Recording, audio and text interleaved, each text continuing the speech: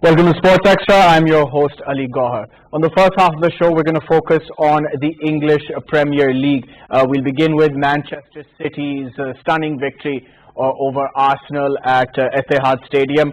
But there was less focus on the result and more focus on the new SOPs and features. For example, the artificial crowd sound, where all the technical staff and the managers are sitting. They're sitting in the stands where the fans are supposed to be seated. And it was weird, but this is the new normal. We have to get used to it. Everybody's trying their best. So there was definitely and expectedly more focus on that. And before the game started, there was a minute silence before kickoff to all the people who had lost their lives due to the coronavirus. And also, behind the players' jerseys, on the players' jerseys at the back, it was emblazoned Black Lives Matter. And we're going to see a lot of that in all major sports, given what's happening around the world. So there was more focus on those things, and expectedly so. And that's what we're going to talk about tonight on the first half of the show. Then we're going to move to tennis. That's our second segment. The US Open will begin on the 31st of August, and the international tennis calendar begins on the 14th of August. So to talk about football in further detail, our first segment, I've been joined by two football experts, Mr. Ali Mehdi. Ali, Assalamu alaikum. Walaikum salam, Ali. And we also have Mr. Syed Jafar. Jafar, Assalamu alaikum. Walaikum salam. Great to see you. Alhamdulillah, I'm fine. I think it's fair to say that there was less focus on what Man City did to Arsenal. More people were interested in what the game was going to look like, the new features, the SOPs, the different zones. It's all very, very weird, Ali Mehdi, but it's something that we have to get used to. It's something which we definitely need to get used to, Ali, because look, this is the new norm now. There's not going to be fans for a while in football. And I think this is an excellent presentation of how football is going to be, especially in the Premier League. I think the Premier League has done a fantastic job, what they've done with the players, giving the players like 2 tests every week, isolating them, giving them a month to actually train before they come into the full force of football. And at the same time, we saw these differences, the new SOPs which took place. There are 3 technical areas in the ground. I mean, you have the red, green and blue areas too. You have 300 players which can only take place. At the same time, 5 substitutions per team which is allowed. And then most importantly, as you mentioned, there are no fans. So they're probably what they're going to be doing is that artificial crowd sound was being played, and all the chairs and all the stands were actually embellished with banners of the home team too. So I mean, these are the new changes. This is something which we've got to use to, and I think we've gotten off to a great start with the big game which happened on Wednesday. Jafar, what did you make of the new features? It was really easy for the Premier League to come back because Bundesliga in Germany, it started like 3 weeks ago. So Premier League, on the time of start of Bundesliga, they started the mission restart, and when the mission restart started, they knew that how we are going to cope up with all SOPs which Ali just mentioned. So they actually took all those SOPs from Bundesliga and then they applied to the Premier League matches and all. I think it's a bit difficult to implement the VAR system because you need a lot of people sitting in the background staff, and they have to reduce the number of the people in the stadium. So I think we saw that in the first Sheffield game of the Premier League, where the keeper was standing inside the post with the ball, and the technology didn't work. And the company who provides them the goal line technology, they were saying that it was working and it was fine. So we have to again get used to these stuff, and there would be a lot of controversies now going into UCL. It's a big stage, big clubs playing against each other, so we'll have to see what happens. Right, there's a lot to get used to. Now we all know that coronavirus has affected every single sport in the world. Football is no exception, tennis is no exception, every sport. So our PTV World production team has prepared a package on how coronavirus has done to these sports and the resumption of football, tennis and sports around the world. Let's listen in. It is just over 2 months since cricket came to an abrupt halt due to the COVID-19 pandemic, and like all sports, the game now faces a huge challenge to resurrect itself. The early signs of a return are starting to take shape, but a lot of work remains. Afghanistan got through with a 3-match T20I series in March, but that's their only international cricket this year so far. The Asia Cup is next, though it looks unlikely to go ahead. there is severe doubt about whether the 2020 Giza League can be held at all, and besides that, Afghanistan are beholden to external forces which will largely determine when they resume. Australia's season ended abruptly but only a little earlier than the scheduled close when the ODI series against New Zealand was curtailed, and then the T20 international series across the Tasman postponed. The test tour to Bangladesh in June will not be happening, and the limited overs trip to England in July could be played in September. Restrictions around Australia are slowly being eased as COVID-19 numbers remain low. However, travel remains significantly limited and international teams will likely need dispensation to arrive and possible quarantine, which is a huge challenge for the T20 World Cup in October. England squad left Sri Lanka in mid-March, days before their two-test series was supposed to start, and their entire home season has been thrown into disarray. A three-test series against West Indies due to begin on June 4th was postponed. However, ECB is working on plans to hold those matches. Some 30 elite players are returning to training at venues around the country, first on individual programs with 1 or 2 coaches and a physio observing social distancing guidelines. Other than the IPL, India had no cricket plan in the summer. In July, they are scheduled to tour Sri Lanka for a limited over series, followed by a Zimbabwe tour comprising 3 ODIs in August. India entered the 4th phase of lockdown, which is to last till May 31st. However, the government provided a glimmer of hope for sport in the country, announcing that sporting facilities and stadiums can be reopened but without crowds. Pakistan looked as if they might just get through the PSL but had to cancel it before the knockout stages had begun. The second test of a series against Bangladesh in April, as well as a solitary ODI, had to be postponed too. Tours to Ireland and Netherlands are confirmed not to be taking place. Pakistan have so far been spared the worst of the pandemic, though cases have begun rising exponentially. Flights have resumed, only domestic ones. There are plans, however vague, to finish what little was left of the PSL as soon as possible, though it is far from clear precisely when that will happen, given the respective availability of players from around the world. You know, there's no doubt the coronavirus has affected every sport, and football is no exception. The English Premier League just begun, so our PTV World production team has prepared a small package on the games that we've seen so far. Let's listen in. Overall, how do you see football progressing? UEFA, other leagues, international games? Well, there aren't going to be any international games for a while now, Yeah. because the Premier League is going to finish at the end of July, and then we're up for bonanza in August. The Champions League is going to resume, and then you have the Europa League. So in the Champions League, what's happened is that still you have the 16, after which we're going to a direct knockout for one leg, the semi-finals and finals taking place in Germany. This is more of a FIFA simulation this time around. Yeah, I was just thinking that. But final thought, Jafar, what I asked Ali Mehdi, how do you see players and leagues adapting to the new normal? I think as we saw that they started really well in Germany and they were fine. I think they will adjust somehow, but again, the players will complain a lot, because you see there are many players who are in their prime era and they had to go up on the top. But there are like transfer bans, there were reduction in the transfer fee because of broadcasting problems and all the stuff and all the budgeting. So there'll be a different phase of football in the new season coming up. We didn't have time to talk about television and how that's changed, but maybe for a later program. Jafar, thank you very much for being here. It's always a pleasure listening to you. Ali, stay right there. When we come back, we're going to talk about tennis. Stay tuned.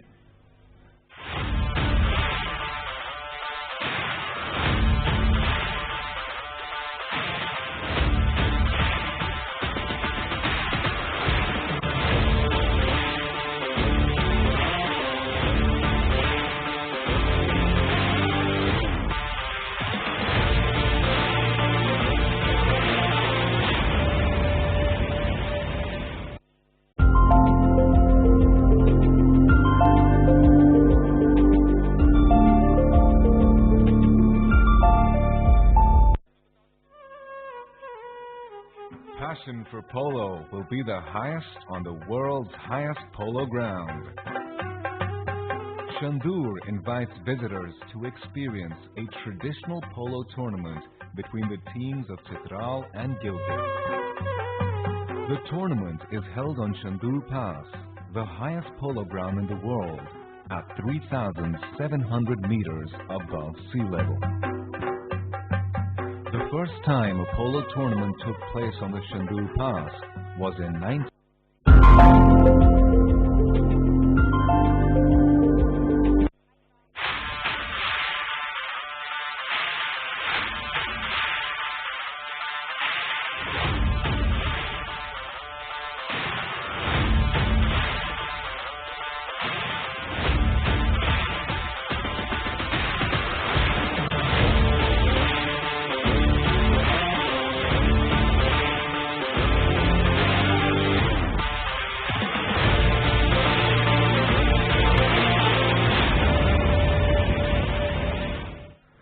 Welcome back. Now it's time to focus on tennis. We begin with the US Open, which is supposed to be starting on the 31st of August, and the international tennis calendar begins on the 14th of August. I've been joined by Ms. Mehak Khokar on Skype, who's a Pakistani tennis player. Mehak Khokar, great to have you on. It's nice to be back. Definitely nice to be back. Mehak, your thoughts on just tennis resuming once again? You know, it's great for tennis fans all over the world. You know, people were really missing tennis. You know, all the tennis fans and even the tennis players themselves. And it's going to be really nice to have tennis back on the screen. It's a bit of a shame because it will be fanless. The US Open, they're saying there won't be any fans in the stadium, so people will be watching it from home. It's going to be extremely different than it has been every other year. But it's still going to be nice for the players and for all the tennis fans all over the world to be able to watch tennis again. Ali, I'm not. We were just talking about football and the new features that have been put in place. What's it going to be like for tennis? Are they going to have artificial sound as well? No, I don't think so. I think it's right now what they're going to do is that they're going to come back on trial and error basis. I mean, like we mentioned, you know, first they're going to resume tennis from the 14th of August. And what they're going to have is they're going to have the first Masters tournament which normally takes place in Cincinnati. It will take place in Billie Jean King Center in New York, and then leading up to the US Open, which will be taking place in Flushing Meadows too. But the thing is, what's important over here is that what we know of the protocols is that there are going to be no fans in the stadium. There's going to be limited number of people and broadcasters inside the stadium too. Players are going to have to get tested about twice or thrice a week. What about the ball boys and girls? No, there will be ball boys and girls, but there's going to be a distance between all the players too, and there's going to be a limited number of people in the tennis court and the surrounding areas too, similar to football too. But I think it's going to take more adjusting for tennis rather than football, because we've seen what football for the past 1 month, and you know the sort of SOPs which have been implemented for that. But for tennis, as we get closer to 14th August, we'll know probably more better. I mean, there's no doubt, Mehak Khokar, it's going to be strange. I mean, we all need to get used to these new features that have been put in place in every sport. I mean, cricket, now you can't put saliva on the ball. That'll be really weird and will hurt fast bowlers. For football, other SOPs have been put in place, like when you tackle, then you have to move away. With tennis, I mean, it's going to be very, very weird with no crowd, especially if there's no artificial sound. Ball boys will have to keep a distance. I'm not sure if they can give players towels anymore to wipe off sweat. And I'm not sure if all players are on board. I mean, Novak Djokovic seemed a little bearish. I mean, he wasn't too enthusiastic about tennis starting again. Yeah, actually, I was even reading this online. A lot of the fans and even some players, I don't think they want to play, especially an event like the US Open at Grand Slam, you know, so differently than they have all these other years. I mean, everything's going to be completely different. And I know that some players are looking forward to it, like Serena Williams is really looking forward to it, Andy Murray's looking forward to it. But I also think there's a lot of players, and especially even the fans, they think it's actually a bad decision on them, you know, the Tennis Federation's part, and they said that it should have not been a Grand Slam if it's going to be fanless, because it's just not going to have the same energy and it's not going to be the same thing as it has been all these other years. But I guess that's a decision that was taken, and there's not much that can be done. But it will be extremely strange, Ali, because, I mean, I don't think anybody has ever played or watched tennis the way it's going to be, you know, starting 14th August. Again, just one of those things we'll have to get used to. And we also have to get used to the fact, Ali Mehdi, that some players won't want to start again that easily. I mean, Roland Garros has been delayed as well, and someone like Novak Djokovic speaking out. I mean, that's a big deal. It's a big deal too, because Novak Djokovic is the president of the ATP Players Council, and if the president is saying he's not happy with the SOPs and the fact that they have to live in hotels and they can only come at isolated time with a certain number of players to the stadiums to practice, it's going to be very difficult for them, because you know these players thrive on mobility. You know, they want to actually be part of the aura of New York. At the same time, they want to actually have flexibility. They want to be independent too, but they're going to have to live under certain restrictions. And while football players have gotten used to it, these are individual players too. They have physios, they have therapists, they have coaches too, a big coaching staff. So they'll only be allowed a certain number of them. So it's going to be very interesting to see as we get closer to the resumption of tennis how they're going to feel. But Novak Djokovic isn't happy. Other superstars like Nadal, we haven't heard much about him. He's probably happy too. So Roger Federer is out for the rest of the year, trying to recover from a knee, a recurrence of a knee injury too.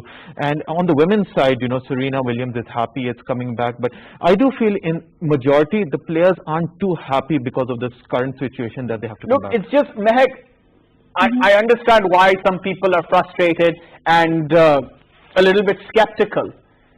But it's just one of those things. I know I sound like a broken record here, but we have to get used to it. And initially, yes, it will be extremely annoying and frustrating. Look, I don't particularly like sitting here wearing this mask. I'm boiling. But because I have a guest in the studio, we had a couple of guests now, I decided to wear this. And it's just the way it is now. It's something that we have to get used to. And the same applies to sport. It's going to be very annoying, very frustrating for the first few months.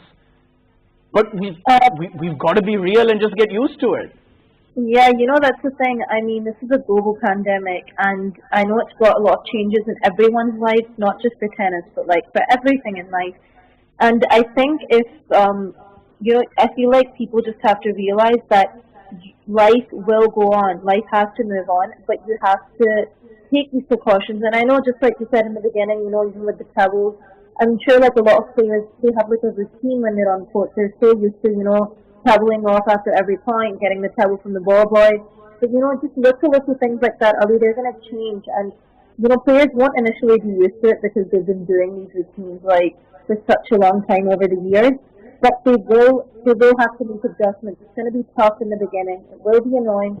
But like you said, life has to go on. Everybody is making changes to their lives because this is a global pandemic. It's something that you have to do, that you have to understand.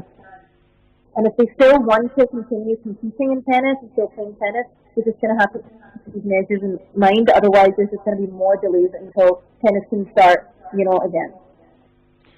We've got to start somewhere. That's my argument. I know it's not exactly what we're looking for, but we have to get the ball rolling.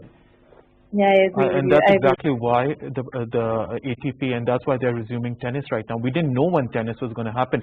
Wimbledon has already been cancelled, the whole grass court How series. weird was that, How right? weird Not having a Wimbledon summer. It's just so strange. It's so strange for me. We were actually, normally at this time of the we are getting rolling into the grass court season. We are getting ready for Wimbledon. But since World War II, this is the first time Wimbledon isn't taking place. But this time there's going to be some adaptations too. You have going into the US Open. Once the US Open is over, we revert back to the clay court season where you'll have the ATP Rome Masters, you're going to have the Madrid Masters, and then go to Roland Garros too.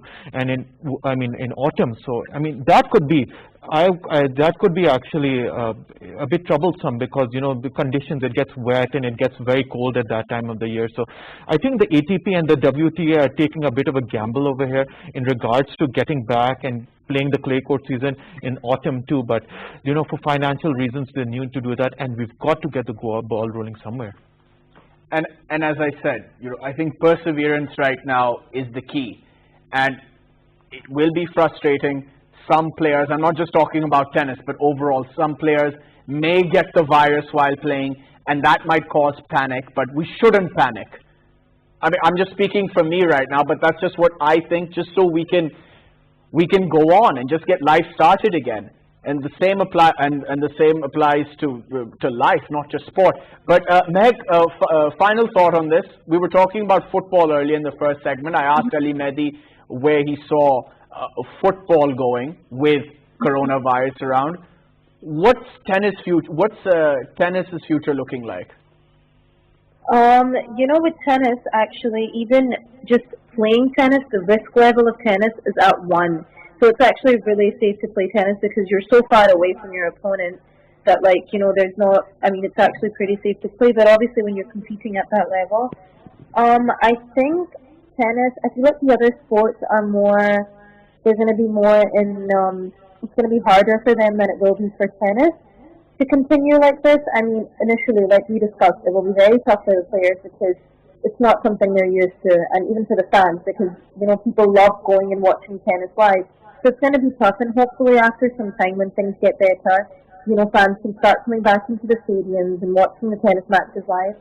But I don't think that the future of tennis will be that bad because, you know, you're still going to be at a distance from your opponent. It's not going to be like football where you guys are just, you know, running in the field together and, you know, you can come in close contact with each other. So I don't think it'll be as bad as the other sports, but, I mean, yeah, it's obviously not going to be like before. Always a pleasure talking to you. Mehek Kokar, thank you for joining us. Thank you for having me. Well, that's all we have time for. Ali Mehdi, thank you very much for coming on the show for both segments. Pleasure listening to you as always, and we'll see you again soon. Thank you. That's all we have time for. Keep watching Sports Extra on PTV World. See you next time. Bye-bye.